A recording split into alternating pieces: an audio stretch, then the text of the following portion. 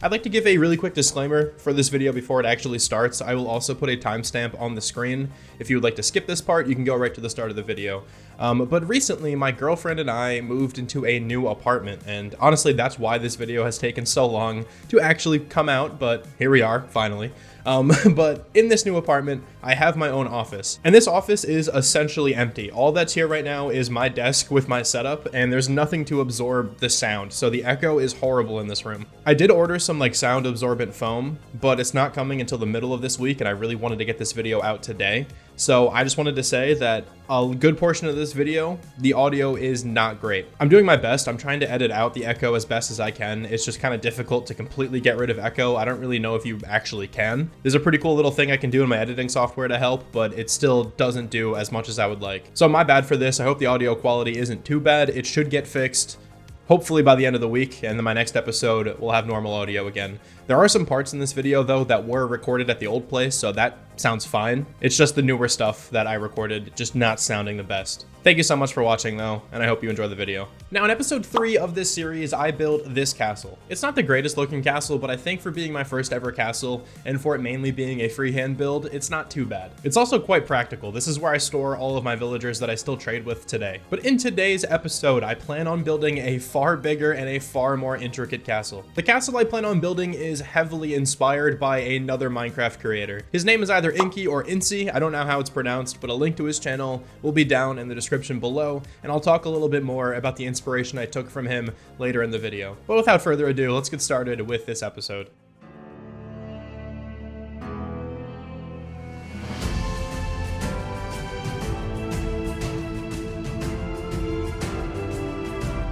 Now between last episode and this episode, I have gained 3 new YouTube members. So that means I have to add 3 new named blocks into this world. And I would like to do that now before I actually get started with the main build of this episode. The blocks have all been named, so let me welcome Lou the Toilet, Maddie Jane, and Andrew with a smiley face. This is my IRL friend, Andrew, so that's why I added the smiley face.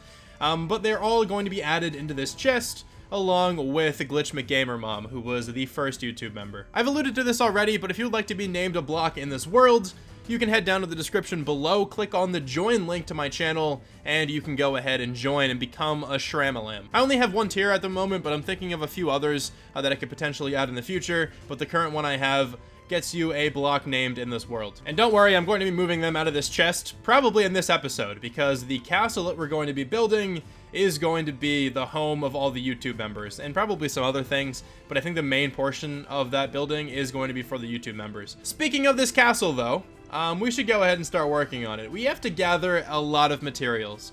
I'm using this mod called Lightmatica. A lot of other Minecraft content creators also use this mod. I'll describe it more in depth later on in this video, but just as for right now, I'm gonna go ahead and look at the material list of my castle, and as you can see, we need to gather a lot of stuff. Ignore the grass blocks and the dirt. They're not actually part of the build. I guess I just accidentally copied those when I was, doing this. It doesn't matter. But, the warped planks, stripped warped stems, stone, dark prismarine, we have to get a lot of those blocks. And the block I want to focus on right now is probably the most annoying one in this list to gather, and it's the dark prismarine. We do have a guardian farm, so we're good on some of the recipe, but, in order to make a dark prismarine, you need ink sacs, or specifically black dye. And considering I do not want to go ahead and gather 1071 ink sacs, by hand, just going around and smacking up some squid, I'm going to go ahead and build a squid farm in the spawn chunks. Hopefully I'm able to do that. I think you might need a river. I don't think I could just put water down and squid would spawn. I honestly have no idea how it works, but I'm hoping I have a river in my spawn chunks, and I actually think I do.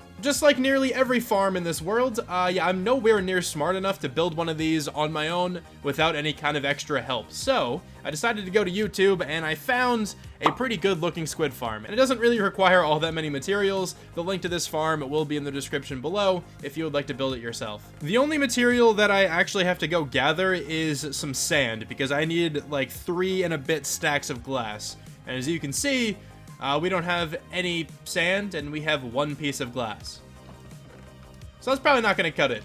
Let me go ahead and collect some sand. Let's go throw all the sand down into the super smelter in my cave village that I built a couple episodes back. While the rest of this is smelting, let's go ahead and compile the rest of the materials. That really did not take long at all. There's not many materials for this farm. But let's head back to spawn and let me actually see if I can build this there. Now the thing with this farm is that we do need a river biome in order for it to be made.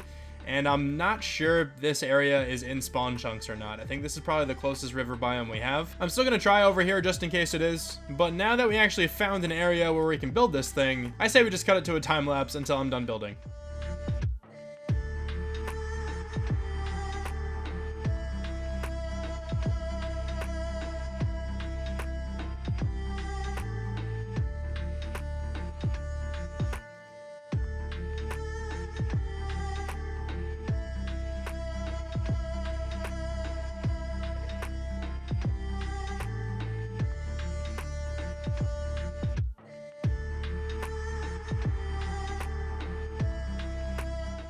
After I built the squid farm, I decided to stream myself gathering a whole bunch of materials. And I stream here on YouTube, so if you would like to stop by for a future stream, make sure you're subscribed to the channel and maybe consider hitting that notification bell icon so you get notified every time I upload or every time I go live. Throughout this stream, I gathered 3 blocks. I gathered the teal nether wood block. I completely forgot the name of it right now.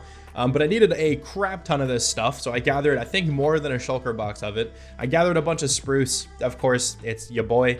I use more spruce than I think most content creators, or just most Minecraft players, probably.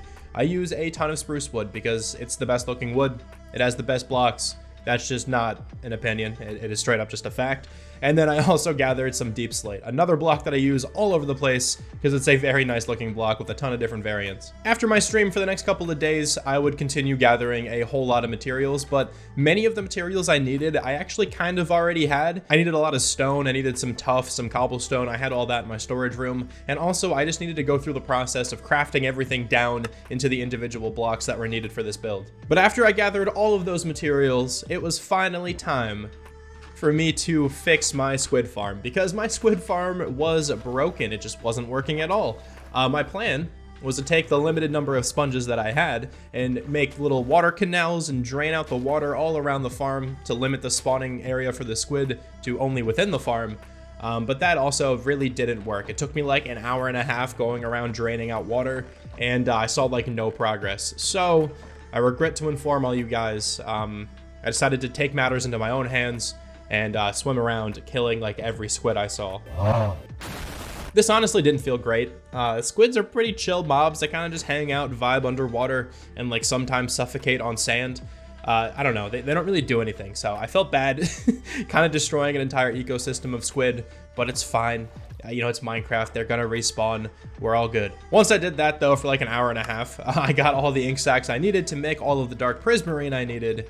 And at this point, I was actually 100% done gathering materials. So let me pass you guys off to Shram in the past with better audio quality. Gathering those materials took a really long time, but here we are. We have everything. Now, if I hit the load schematics button again and I go to the material list, you can see everything here is green except for the things we actually don't need. I don't need that grass, I don't need that dirt. And I also don't need these 7 acacia logs. I was trying to do something with shading with the stone and stuff, and I just did not like what I came up with, and I guess I didn't get rid of all the acacia logs. But anyway, everything here is green. That means we have everything that we need for this build. I also went absolutely overkill with the stripped spruce logs, but it's fine. I'm sure I will use those in the future. Now I would like to kind of talk about how Lightmatica works a little bit more in depth, just in case you guys don't know how it works. I don't want anyone to think that this is like me completely cheating and I'm just, you know, in creative mode or something, like something weird, I don't know. So the way that Lightmatica works is that you are able to copy a blueprint of a build and paste it wherever you want. That includes in another world, but I already have this entire castle built in a creative world. And then with Lightmatica, I was able to copy the blueprint and I can move it over to this world, which I'm going to place down right now. But I believe it's going to go up here, and I feel like this is a pretty good height. I might have to like extend like the cliff or the little hill here a little bit more because the castle might be bigger than this, but I do think this is a pretty good height to at least begin. So let me place down the blueprint. I now have the schematic placed down, and without showing too much of it, let me kind of display how this mod works. So as you can see, there's tuff, there's some cobblestone, there's like a stone slab right here. It looks like this is all here, but it's actually like holographic. Like I can walk through this. So it's not actually here yet. But if I were to put tough right here, you can see that the blocks fill in and the hologram goes away. But now let's say instead of putting the tough here, I would have put cobblestone here instead. You can see that it shows up red because that's not the correct block. So all this tool does is just make really large builds a lot more accessible and way easier to do in survival. I don't really want to use this for smaller scale builds. I still think I like doing those just from scratch in the world itself. But when it comes to a build of this size, this just makes my life so much easier, and I think it'll make for a better final product in the end. But now that I've explained that, let me go ahead and actually build this castle.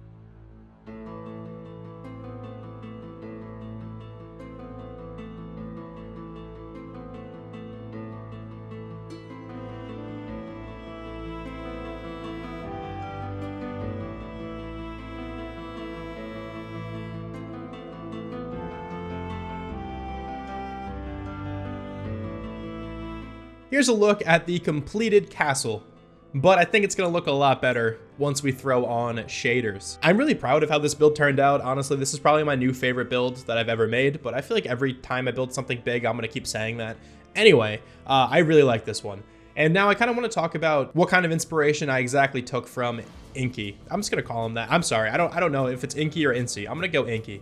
But in his builds, he used like a fire block palette for the gradient of the walls. I really liked that design, but I wanted to put my own twist on it and kind of go like the opposite direction. I wanted to make the colors of my castle much colder. So in contrast to his castle, mine is going to be called the Midnight Castle. I was kind of going for like a Northern Lights kind of vibe with the colors. I wanted to work in some purple as well, but I kind of couldn't get it to work well with the gradient, so I kind of just went with like the teal to the green, and I think it looks really sick in my opinion. But I very much hope you guys enjoyed this one. I hope you liked the build as well.